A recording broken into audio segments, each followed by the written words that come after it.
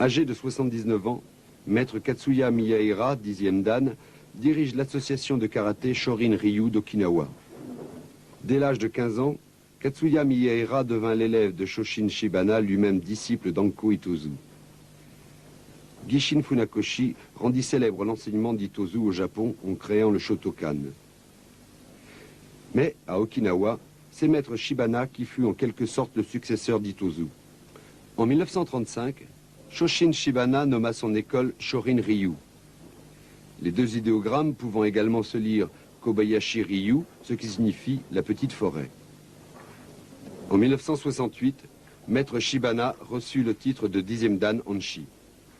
Ce fut le premier maître d'Okinawa à recevoir un tel honneur. À sa mort, en 1969, Katsuya Miyaira lui succéda comme président de l'association du karaté Shorin-ryu d'Okinawa.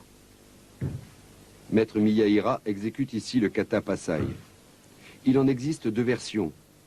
Le Oyadomari no Pasai du Tomarite, que l'on retrouve en Matsubayashi Ryu, et le Matsumura no Pasai du Shurite, transmis par maître Itozu. C'est cette forme que maître Shibana enseigna à Miyaira. C'est l'un des katas les plus anciens d'Okinawa. Le terme Pasai signifie traverser la forteresse.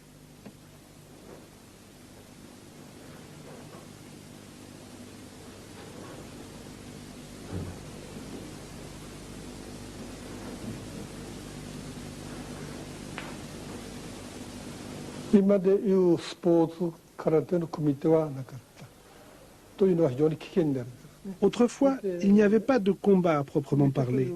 Il n'y avait pas de kumite comme aujourd'hui dans le karaté sportif. On analysait plutôt les techniques de combat et les techniques des katas pour bien comprendre la signification de chaque mouvement. Un peu comme aujourd'hui le travail des bunkai.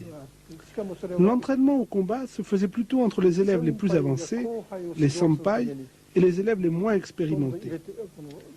Les aînés du dojo demandaient aux cadets d'attaquer en coup de poing, ou en coup de pied, ou n'importe quelle autre forme d'attaque. Mais les parades étaient si puissantes que les cadets étaient totalement désarmés. Ou bien ils avaient si mal qu'ils préféraient cesser l'exercice le plus vite possible. C'est sous cette forme et de cette façon qu'on apprenait le combat.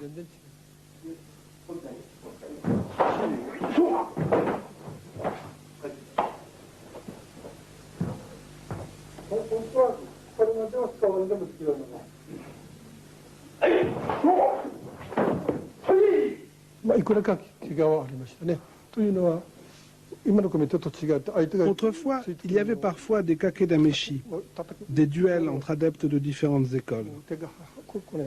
De temps en temps, il y avait des petits accidents, mais pas vraiment graves, au maximum un bras cassé. En cherchant à briser une attaque, on pouvait de temps en temps provoquer des hématomes assez importants. À cette époque, on recherchait l'efficacité en attaque à l'aide d'un coup mortel. C'est pourquoi on faisait beaucoup d'exercices au makiwara. On cherchait l'attaque unique. Surtout quand on s'entraînait avec un senpai, un aîné, on recevait des techniques de blocage si puissantes qu'on avait souvent les bras noirs. À l'époque, quand on disait à quelqu'un « ton bras est devenu lourd », ça veut dire « tu as commencé à faire des progrès en karaté ».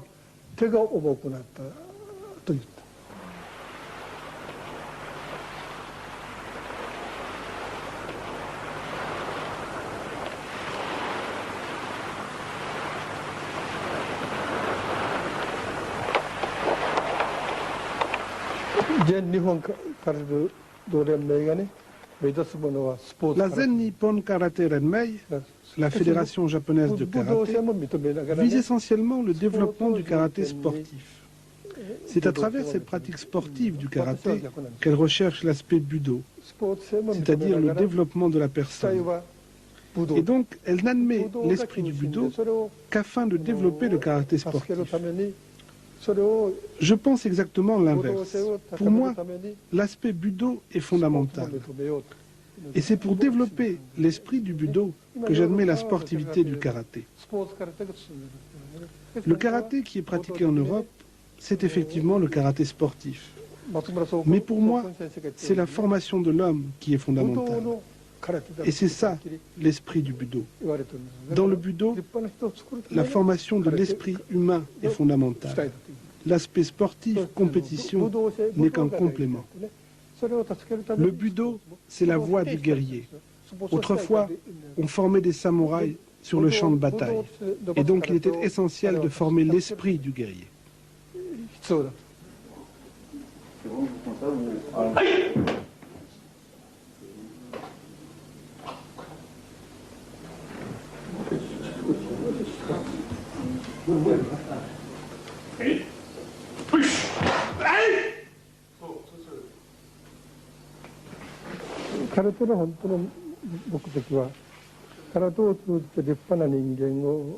L'objectif fondamental du karaté, c'est la formation des hommes. C'est en même temps ce qui est exprimé dans cet idéogramme, Kyozon Kyohei, qui signifie la recherche de la prospérité mutuelle. Donc, ce n'est pas la recherche égoïste de la prospérité personnelle, c'est pour développer, pour progresser ensemble. Kyozon Kyohei, c'est la prospérité et la recherche de la paix mondiale. Cette idée est essentielle. Elle est fondamentale pour la pratique du karaté, la recherche de la paix dans le monde. Il faut vivre ensemble et prospérer ensemble. Maître Matsumura a dit, si vous pratiquez le Budo, vous deviendrez riche. Cette phrase, c'est Maître Itozu qui l'expliquait. En pratiquant le karaté, d'abord, on acquiert une bonne santé. Si on pratique régulièrement, on va au dojo par n'importe quel temps, cela renforce la patience et la volonté. De plus, au dojo, en fréquentant ses camarades, on peut acquérir une bonne sociabilité. Et donc, on peut devenir utile à la société. Enfin, à travers le combat, le kumite, on acquiert la force de décision. Si donc on fait la synthèse de tout ce que je viens de dire, une personne qui est persévérante, qui a une volonté puissante, qui est capable de travailler en harmonie avec les autres, qui a une force de décision, eh bien, cette sorte de personne réussira dans son travail et elle arrivera à obtenir la richesse. Voilà le sens de la phrase de Maître Matsumura. Le Budo vous rendra riche.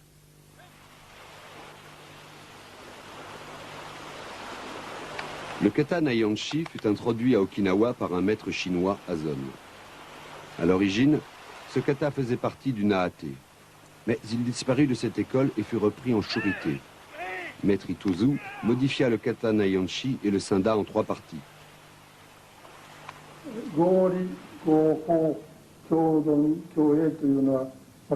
La devise de mon dojo tient en ces 2 maximes.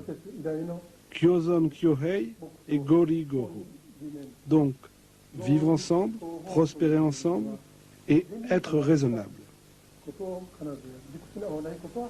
C'est une idée fondamentale pour moi. Cela signifie que on doit faire des choses rationnelles. Cela correspond à la technique du karaté. Il ne faut pas faire quelque chose qui dépasse nos possibilités. Kyozon Kyohei, c'est la prospérité mutuelle. Je suis assez satisfait d'avoir trouvé cette phrase il y a 40 ans et je crois qu'elle est plus vraie que jamais. Cette idée de recherche de prospérité mutuelle me paraît essentielle, surtout dans la société actuelle. Si vous rencontrez quelqu'un qui est en difficulté, il faut l'aider. Car même si vous devenez riche sans aider les autres, il n'y aura pas de sens dans votre vie.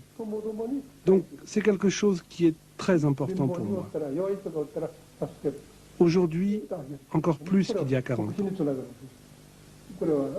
Prospérer ensemble, c'est la meilleure façon de vivre. J'insiste beaucoup sur cette idée, car je crois qu'on a trop tendance à l'oublier dans le karaté d'aujourd'hui.